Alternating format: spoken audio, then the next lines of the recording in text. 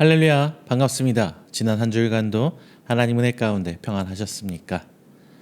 오늘 함께 읽으신 본장의 말씀은 아브라함의 순종에 대해서 이야기하고 있습니다.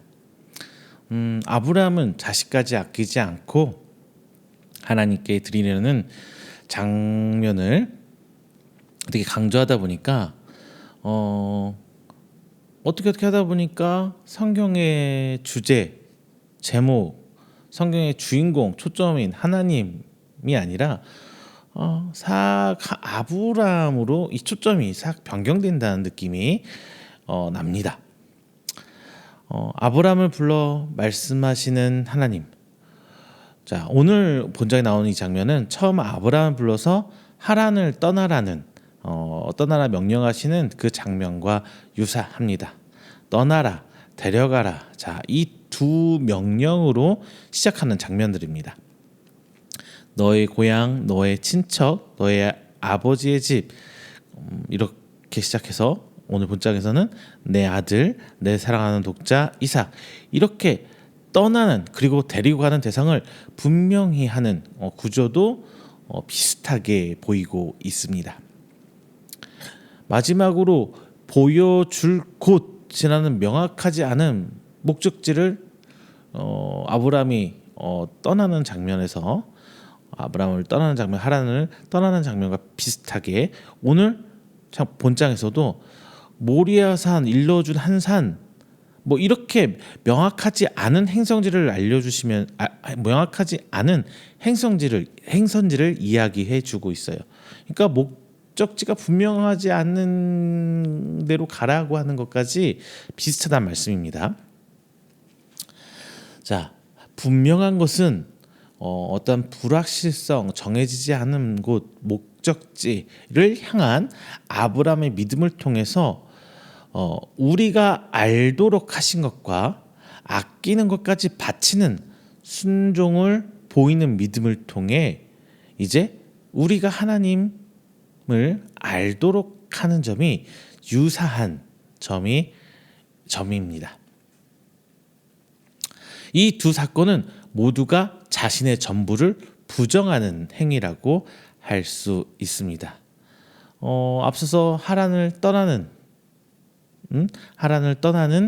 그 장면에서도 지금까지 자기가 쌓아왔던 그 모든 것을 툴툴 털고 새로운 곳으로 가라는 하나님 명령이었고요. 오늘 본장에서는 아들 이삭을 바치라는, 자기 생의 모든 것을 바치라는 것과 동일한 명령을 하고 계신 거예요. 다만 앞선 사건은 행해졌고 떠나버렸죠. 이제 오늘 본장의 사건은 하나 아들을 바치라고 했다가 하나님께서 그만하라 거두셨어요. 자, 이 두 사건 모두 순종을 강조하는 것은 분명합니다. 본문에서 아브라함의 순종을 말하는 것이 잘못된 건 아니에요. 다만 우리는 성경을 볼 때 성경에서 말하고 싶은 가장 큰 주인공은 바로 하나님이라는 거예요. 하나님에 대해서 성경은 말하고 있다는 것을 우리는 잊어선 안 됩니다. 본장에서 하나님이 주어가 되는 동사는 대략적으로 시험하다, 하나님이 시험하다, 하나님이 말씀하다, 하나님이 뭐뭐하지 말라고 하다, 하나님이 알게 하다, 이 정도예요. 하나님께서는 참 절제되고 한정된 용어로서 우리를 깨닫게 하십니다. 본장에서는 하나님께서 아브라함을 시험하셨어요. 그리고 그 시험을 말씀으로 하십니다. 다만 아브라함을 시험하시되 하나님께서는 다른 이방신과 다르다는 것을 분명히 보여주고 계세요. 또한 하나님께서는 이미 우리의 모든 것을 알고 계신다는 것을 분명히 밝혀주십니다. 오늘 우리가 주목해야 할 단어는 알다라는 단어예요. 하나님께서는 우리에 대해 너무나 잘 알고 계십니다. 우리를 모르기 때문에 알려고 우리를 시험하는 것은 아니에요. 즉, 우리를 테스트하고 우리를 뭔가 이 아무개가 어떻게 할지 볼까 라는 형식의 시험이 아니라 하나님께서는 우리가 성장하기 위한 시험을 테스트하는 거예요. 하나님께서는 아브라함의 시험을 통해서 하나님 스스로를 조금씩 더 드러내기 위함이고, 우리는 본장에서 이것을 알아야 돼요. 하나님께서 무엇을 드러내려고 하시는지. 그렇다면 하나님께서 아브라함의 시험을 통해 어떤 새로운 하나님에 대한 사실을 알게 하시는지 오늘 본문을 통해서 한번 나눠보도록 하겠습니다. 자, 하나님께서는 아브라함을 시험하셨어요. 하나님께서는 아브라함을 오늘 본장에서 시험하고자 부르셨습니다.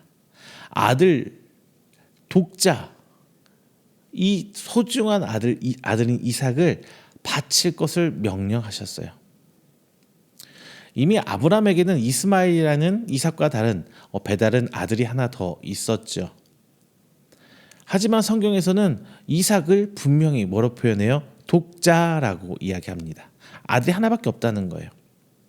비록 이스마엘이 아브라함의 피부치긴 하지만, 아브라함을 통해 나온 아들이긴 하지만 이미 떠났잖아요. 하나님이 떠나보내라 해서 떠났잖아요.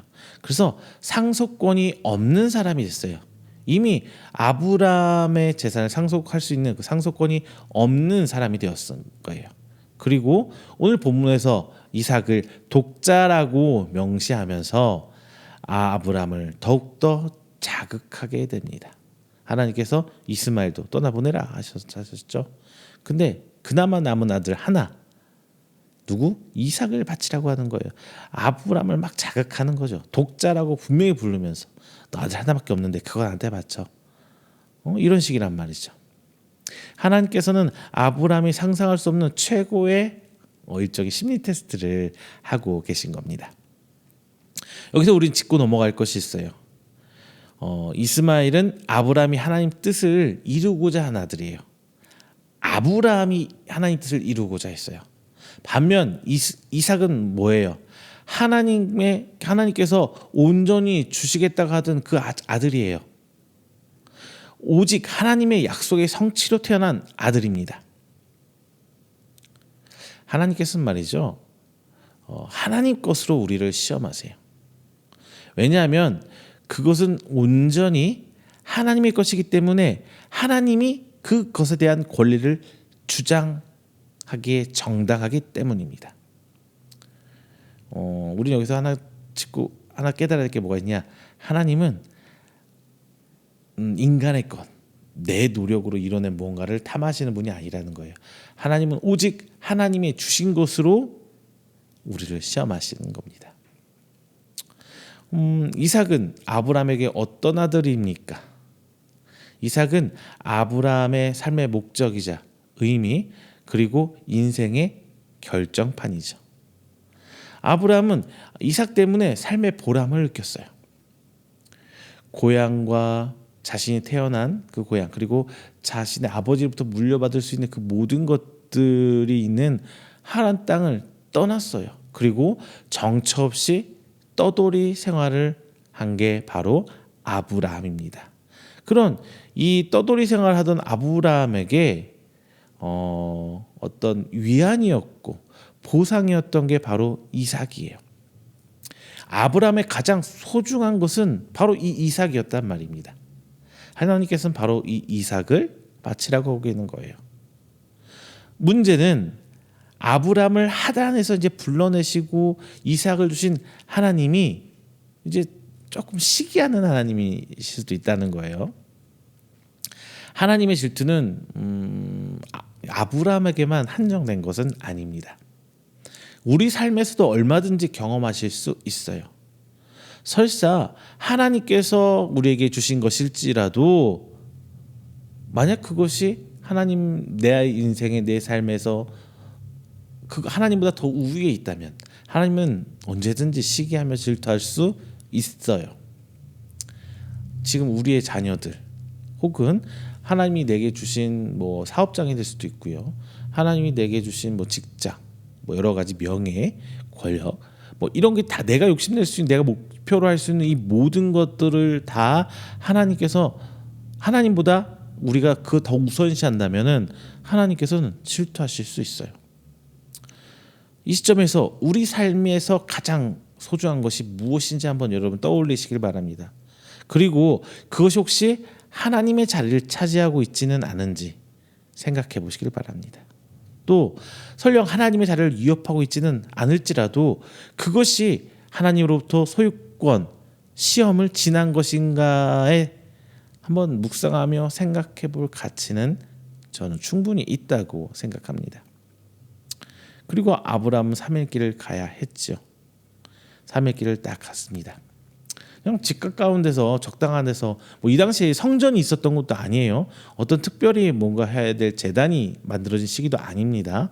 그런데 그냥 집 가까운 적당한 데서 하면 되는데 굳이 3일간 가야 될 길을 하나님께서는 말씀하셨을까요? 성경에서는 이 3일이 아주 중요한 일을 준비하는 기간으로 자주 사용됩니다. 성경에서 3일은 중요한 일을 준비하는 시간으로 사용돼요. 이 중요한 실험을 치르는데 어느 정도의 시간은 필수적이었던 것 같아요. 그리고 3일길을 예비해서 아브라함이 어떤 즉흥적인 그때 막 받은 은혜로 막 뜨거운 생각으로 뭐 그것을 행하는 것이 아니라 쉽고 또 곱씹는 완전한 순종, 생각해보고 또 생각하면서 내가 이래도 되는 건지 아니면 하나님 말씀 순종해야 되는지 막 나름 속에서 이랬다 저랬다 저 생각 이 생각 다 해보는 다음에 행하는 완전한 순종을 원하셨다는 것을 우리는 알 수 있어요. 정말 잔인한 시간이죠. 하나님의 시험은 사단의 시험과 좀 달라요. 사단은 우리를 넘어뜨리기 위해서 시험합니다. 하나님으로부터 넘어뜨리기 위해서, 하나님과 우리를 갈라내기 위해서 시험하세요. 그런데 하나님은 우리를 훈련하고 연단하고 성장시키기 위해서 시험하십니다. 우리는 이 하나님의 시험에 대해 알아야 돼요. 원망하는 시간이 아닌 하나님의 정당한 요구에 따르는 내 모습을 통해 우리는 한 번 더 하나님의 자녀로 성장할 수 있을 겁니다. 자, 그렇다면 이제 우리는 하나님이 뭐가 다른데? 사단의 시험에 대해 얘기했죠. 사단의 시험? 그래, 그렇다고 쳐. 근데 뭐가 다른데? 한번 생각해 볼게요. 아브라함은 하란 땅을 떠나기 직전까지 아버지와 함께 우상을 만들어 팔았을 거라고 신학자들은 되게 이야기해요. 따라서 아브라함도 하나님 외에 다른 우상들에 대해서 아마 잘 알았을 거라고 미뤄 짐작할 수 있습니다.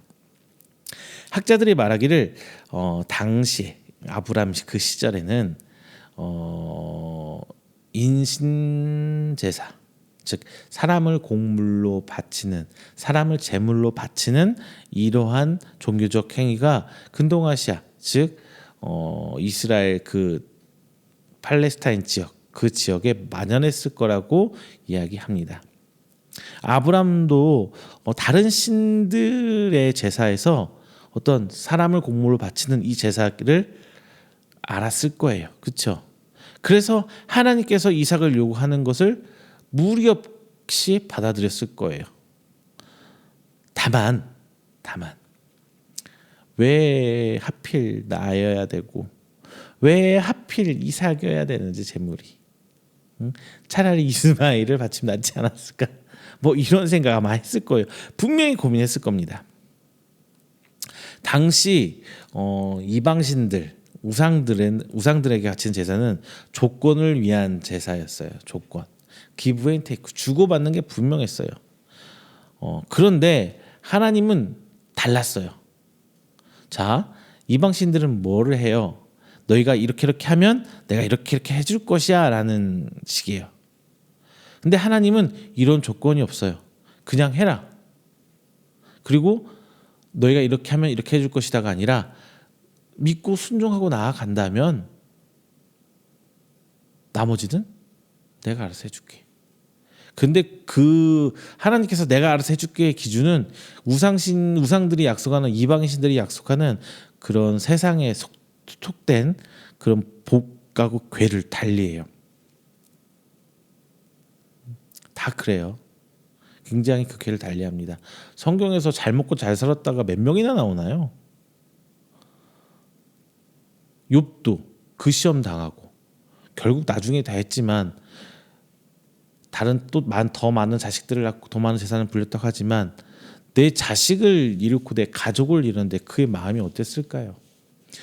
더 많은 자식을 주고 더 잘 됐다고 해도 그 상처가 아파질 수 나았고 완전히 없어질 수 있을까요?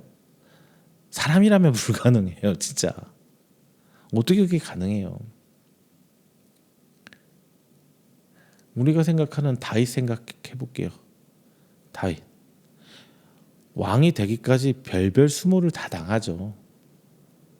그리고 왕이 돼서도 생각해 보세요. 그게 정말 순탄한 복받은 왕의 모습이었어요. 다윗이 결국 노년에서 뭐야? 자기 자식이 자기한테 다윗 자식이 아버지 나한테 창끝을 드밀잖아요. 반란도 일으키잖아요. 성경에서 어떤 인물이 처음부터 끝까지 잘 먹고 잘 산 인물이 누가 있습니까? 하나님께서 말하는 복됨이라면 하나님의 구원 사역 안에 쓰인다는 거예요. 우리가 이걸로 치면 안 돼요. 하나님의 구원 사역 가운데 쓰임 받고 있다. 그게 고난의 길이 될 수도 있고 아주 어려운 역경의 길이 될 수도 있고 배고프고 배고프고 어떻게 해야 할지를 모르는 그 역경의 시간이 될 수 있어요. 하지만 하나님 앞에 내가 쓰임 받고 있다면 그게 바로 하나님께서 약속하신 복이에요. 하나님께서 아브람을 처음 부르시는 장면 한번 떠올려 볼게요. 아브람이 무슨 조건에 맞았습니까? 아브람이 뭐 정말 하나님 앞에 정말 신실한 종이었어요? 아니죠.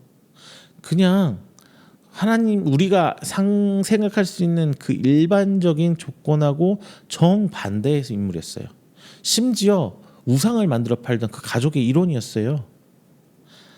하나님의 언약은 아무런 조건 없이 아브라함의 어떤 조건적 행위 없이 주어진 은혜였어요. 하나님의 일방적인 은혜였습니다.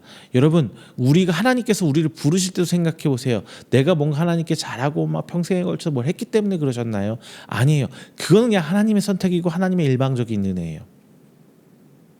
그리고 심지어 아브라함이 하나님의 부름을 따라서 하란 땅을 떠난 것 빼고는 창세기에서 21장까지 볼 때 잘한 게 하나도 없어요. 아내를 누이라고 속여 넘기기도 하고 하나님께서 자식을 주신다는 걸 믿지 않고 몸종 사라를 통해서 이스마엘 이런 아들을 만들기도 하죠. 그리고 하나님께서 직접 아들을 주신다고 말씀하셨을 때도 오히려 비아냥거립니다. 이런 허점투성인 아브라함을 하나님께서 연단시키고 훈련시켜서 성장시키잖아요. 그 과정에서 시험들이 있는 거고요. 그를 훈련하고 연단시키기 위해서 하나님께서 원하시는 것은 아브라함의 연단, 단련, 훈련이었어요. 그리고 성장시키는 거였어요. 이것은 이삭을 바친 것과 무관합니다. 아무 관련이 없어요. 이미 하나님께서 모리아산으로 3일간 그 여정을 이끌어냈을 때 이미 하나님께서는 그 성과를 거두셨어요. 3일 동안 고민하고 또 고민하면 또 고민할 때 아들 이삭을 묶어서 칼을 들었을 때까지 하나님은 그의 믿음이 성장하는 과정을 보셨어요. 그의 발버둥 치는 그 아픔 속에서도 하나님의 명령을 순종하고자 하는 그의 생각과 그의 행동을 하나님께서 보셨습니다. 하나님께서 원하시는 건 결코 인간을 죽이는 인간을 제물로 한 이 피의 제사가 아니었어요. 그 결과 12절 이렇게 얘기합니다. 그 아이에게 내 손을 대지 말라. 그에게 아무 일도 하지 말라. 2번이나 강조하면서 멈출 것을 명령하십니다. 하나님은 다른 신과 다르다는 것을 천명한 거예요. 우리의 중심을 보신 하나님, 우리의 마음과 우리의 믿음과 우리의 생각을 아시는 그 하나님께서 이미 다른 신들과 우상들과 다르다는 것을 하나님께서 천명한 거예요. 하나님의 은혜는 세상의 이치와 다르게 조건문이 아닙니다. 이미 하나님께서는 아브라함의 의지를 넘어서서 아브라함의 의지와 아무 관계 없이 언약을 맺으셨습니다. 하나님께서는 아브라함이 하나님의 언약을 이루기 위한 자로 선택하셨어요. 그리고 그 언약을 성경에 볼 때 계속 하나님께서는 이행하십니다. 분명히 말할 수 있는 것은 만약에 아브라함이 이삭을 오늘 본장에서처럼 바치지 못했을지라도 하나님께서 아브라함과 맺은 언약은 분명히 깨지지 않고 계속 이행되었을 거라는 거예요. 또 다른 시험이 있었겠죠. 더 긴 어려움의 연단의 시간이 있었겠죠. 하지만 하나님은 결단코 하나님이 택한 이 백성을 놓지 않으셨을 거예요. 아브라함을 놓지 않으셨을 거예요. 이미 아브라함의 부족함은 앞서 성경에서 밝히고 있습니다. 다만 이 시험을 통과하지 못했다면 말씀 또 다른 여정을 준비하면서 하나님께서 아브라함을 연단시키셨겠죠. 예수님께서 오병이어의 기적을 보이실 때 성경에 뭐라고 써 있어요? 제자들을 시험하기 위함이라고 성경은 나와 있습니다. 안드레아 빌립은 분명 이 시험을 통과하지 못했죠. 다른 제자도 마찬가지였을 겁니다. 그런데 오병이어의 기적은 이어졌어요. 그리고 이 12제자는 마지막까지 예수님을 따라갑니다. 한 명 빼고요. 가룟 유다 빼고 나머지 제자들은 다 예수님의 말씀을 따라 순종해요. 다 순교하죠. 이것은 이미 하나님께서 이루고자 한 계획이었기 때문에 그런 거예요.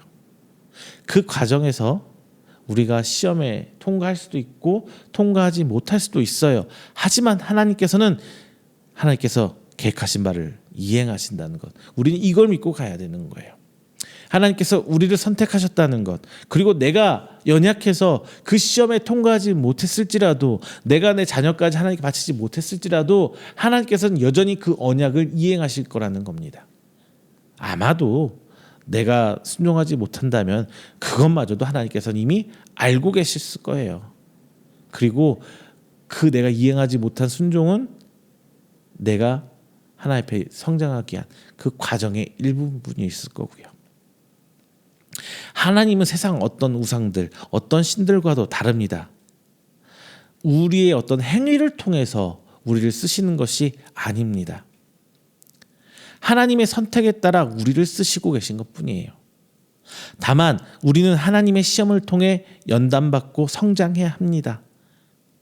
다만 우리는 이때가 언제인지 알 수 없어요. 하지만 우리는 조금씩 그 시험을 통해서 하나님을 알아가고 하나님을 이해해가며 성장합니다. 세상과 다른 하나님의 은혜를 기대하는 거예요. 자, 말씀을 맺어볼게요. 하나님은 우리의 생각과 우리의 가치관과 세상에서 요구하는 기준과 전혀 다른 하나님이에요. 하나님께서 기적을 보여주시고 아브라함을 하나님의 사람으로 완전히 만드십니다. 보통 이런 경우 우리는 전적으로 특별한 일을 맡기기 마련이에요. 하나님은 전혀 다른 행보를 하십니다. 내가 이제 알았다는 말은 매우 의미심장한 말이에요. 하나님께 순종하는 일은 지식적으로 알고 신학에 근거해서 가능성을 논하는 일이 아니에요. 이게 가능하냐 불가능하냐, 해야 한다 말아야 된다, 이런 것을 논하는 일이 아니에요. 그냥 하나님이 원하는 때에 실천해야 하는 일일 뿐입니다. 아브라함이 알고 한 말인지 믿음으로 한 말인지는 알 수 없지만 오늘 본장 8절에서 이미 하나님께서 자기를 위하여 준비한 재물에 대해서 아브라함은 말하고 있어요. 우리의 구원은 믿음에 있습니다. 하지만 그 믿음은 무엇으로 판가름하느냐는 바로 열매, 즉 우리의 행위와 우리의 순종입니다. 드러나지 않은 믿음, 열매 맺지 않는 믿음은 죽은 믿음이라고 성경은 이야기합니다. 하나님은 단 한 번이라도 행하는 아브라함을 보았어요. 그리고 아브라함이 이 3일간의 뼈 때리는 뼈 아픈 고뇌를 보았을 겁니다. 더 중요한 것은 이미 다 알고 계셨다예요. 본문에서 알다라는 단어는 히브리어 야다라는 단어를 사용하고 있어요. 이 야다라는 단어는 단순히 지식적으로 알다라는 뜻이 아니라 경험적으로 알다라는 의미가 있어요. 하나님께서 아브라함과 동행하셨습니다. 그리고 그가 생각할 수 있는 바를 다 아셨어요. 그래서 그 아브라함의 중심을 하나님께서는 보실 수 있었습니다. 비록 아브라함이 앞서 모든 것에 다 실패하고 부정적인 측면이 더 많다고 할지라도 그 중심에 하나님이 있음을 하나님께서는 알고 계셨어요. 이 알다라는 단어는 함께 하신 하나님의 모습이 강조된 것이에요. 행동하라고 해서, 실천하라고 해서, 열매를 보신다고 해서 결과를 보시는 하나님이라고 성경은 말하고 있지 않습니다. 하나님은 우리와 함께 동행하고 계시고 함께 살아가고 계시기 때문에 경험적으로 우리에 대해 알고 계신 거예요. 우리를 시험하시되 결과로 판단하지 않으시고, 하나님은 우리를 여전히 계속 쭉 기다려 주십니다. 그리고 하나님께서 먼저 부르시고 맺으신 언약을 책임져 주십니다. 우리는 바로 그런 은혜의 하나님과 함께 동행하며 살아가고 있는 것이에요. 우리 이런 말 합니다. 우리 삶이 예배가 되어야 한다. 뭐 이런 말 하곤 하죠. 이것은 우리의 삶에 하나님을 초청해서 넣는 것은 아니에요. 하나님의 부르심에 우리가 응해 나가는 과정의 모습이 예배라는 거예요. 그리고 하나님이 준비하신 구원의 여정에 우리가 올라서야 합니다. 우리가 주체가 된 삶에 하나님을 초청하고 얹어놓은 것이 아니라 하나님의 구원의 여정에, 하나님께서 언약을 이루고 계신 과정에 우리가 따라가야 하나님과 동행이 되는 거예요. 그리고 하나님께서는 아브라함을 다시 19절, 오늘 제목이죠, 다시 종들에게 돌아가게 하십니다. 이 말씀은 뭐예요? 다시 우리의 삶으로 돌려보내시는 거예요. 즉 세상의 빛과 소금으로 그 가운데 하나님 뜻을 보이며 하나님의 구원의 여정에 도구가 되기 위해서 다시 세상으로 불려내는 거예요. 하나님께서는 다시 세상으로 우리를 돌려보냅니다.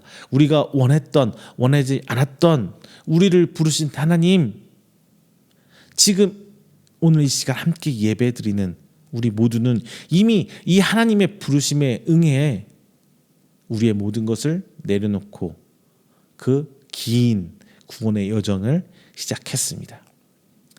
그리고 우리의 삶은 여전히 세상에서 살아가고 있어요. 특별함을 넘어서 세상에서 동화되어 살아가지고는 있지만 우리는 여전히 하나님의 여정 가운데 있습니다. 물론 우리의 이 삶에 있는 그 여정, 하나님의 시험과 테스트에서 대부분 실패했을 거예요. 대부분 죄로 실패했을 겁니다. 하지만 단 한 번의 성공이 우리를 믿음의 성도의 자리로 올려놓았습니다. 자, 사랑하는 여러분 삶에서 항상 신앙인으로서 실패했다고 좌절하지 마세요. 주저앉지 마세요. 우리는 다시 가면 돼요. 그냥 우리의 삶을 묵묵히 하나님이라는 끈을 놓지 않고 가다 보면은 하나님께서 우리를 불러주십니다. 하나님께서 아브라함 부르신 것처럼, 그리고 오늘 본문에서 이삭을 바치라고 부르신 그 하나님처럼 내가 어떻게 살아왔든 내 인생이 하나님 앞에 실패한 인생이었든 어쨌든 간에 하나님께서 우리를 다시 불러놓고 우리가 단 한 번이라도 성공한다면, 하나님의 그 시험에 단 한 번이라도 성공한다면 하나님께서는 우리를 믿음의 성도로 불러주실 거예요. 아브라함을 믿음의 조상으로 성경에 기록해 놓았던 것처럼 우리도 이 한 번의 성공이 우리를 하나님의 자녀로, 하나님의 성공한 사역자로 우리를 불러놓으실 겁니다. 자, 오늘 이렇게 하나님의 은혜의 하나님과 함께 동행하는 것을 우리가 함께 나눴습니다. 오늘 이 말씀이 여러분 삶에 힘이 되고 그리고 새 소망이 되어서 하나님의 믿음의 끈을 놓지 않고 이 세상 가운데 파송되어 살아가는 여러분, 믿음의 성도가 여러분이 되시기를 주님의 이름으로 축원합니다. 기도합니다. 사랑이 많으신 하나님, 감사 영광 돌립니다. 오늘도 귀한 말씀 허락해 주시면 감사드립니다. 오늘 아브라함의 순종을 배웠습니다. 오늘 본장에서 우리가 기억해야 될 것은 아브라함의 순종이 아니라 우리를 불러주신 하나님, 우리를 성장시키기에 시험하신 하나님, 비록 내가 실패할지라도 여전히 우리를 불러주실 그 하나님, 그리고 그 단 한 번의 성공에 기뻐하시고 우리를 믿음의 자녀로 올려주실 그 하나님에 대해서 우리 함께 배웠습니다. 하나님, 우리의 실패가 우리를 좌절치 않게 하여 주시옵소서. 우리의 성공이 하나님을 기쁘게 하도록 주님 인도하여 주시옵소서. 다만 주께서 우리를 다시 세상으로 파송할 때에 이 세상 가운데 휩쓸리지 않고 믿음만큼은 굳건히 지키며 비록 하루하루가 죄에 물들어 살지라도 단 한 번의 성공을 기대하는 그 하나님의 은혜를 우리가 잊고 살고 있사오니 주여, 우리의 삶 속에서 하나님께서 부르실 때 아멘하고 일어설 수 있는 저희들이 바로 오늘 말씀 함께 나누는 이음교회와 성도 여러분 될 수 있도록 하나님께서 복으로 더하여 주시옵소서. 이 모든 말씀 사랑이 많으신 예수님의 이름으로 축복하며 기도드립니다. 아멘.